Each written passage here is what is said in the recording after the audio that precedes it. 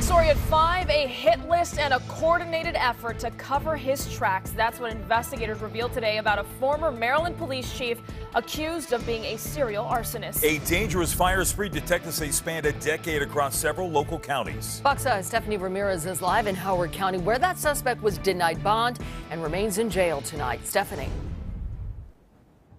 And the judge and the prosecutor were citing the terror that they say the victims would feel if David Crawford were allowed to be released, saying that the crimes he committed were allegedly done out of retaliation. And also investigators saying that those crimes happened in some of his very own backyard. We're talking about here in Ellicott City. Now, the suspect has an address just up the street, but Spring Meadow Drive, just down the street behind me, these charging documents say that there was a dispute he had with someone down there over school redistricting, and that same home was hit 3 times by an arsonist.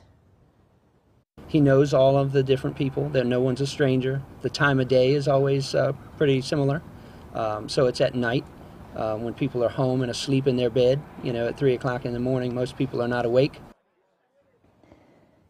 Today, fire and police investigators from Howard, Prince George's, Montgomery, and Frederick counties applauded this multi-county effort that led to a string of unsolved arsons lasting almost a decade, finally ending in arrest. We're talking about an investigation that went from 2011 to November 2020. Former Laurel City police chief and longtime Prince George's County officer David Crawford, 69 years old, is currently facing 28 charges for at least 12 fires set in 4 or more jurisdictions. The charges include arson and attempted murder. Some homes were reported to have adults and children inside at the time.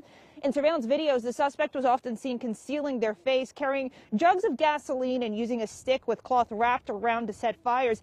Investigators tell us a break finally came when a Montgomery County lieutenant got a look at a 2019 arson video from Prince George's County released about 6 to 8 months prior, and noticed similarities, and that in 2020, officials from different counties started to connect and hone in on their suspect. Now, the victims here included a neighbor, his chiropractor, a Laurel City administrator, his own stepson, even a former Laurel police chief who succeeded Crawford after the 69-year-old was asked for his resignation in 2019. Now, Fox 5 spoke with that former police chief, Richard McLaughlin, this morning.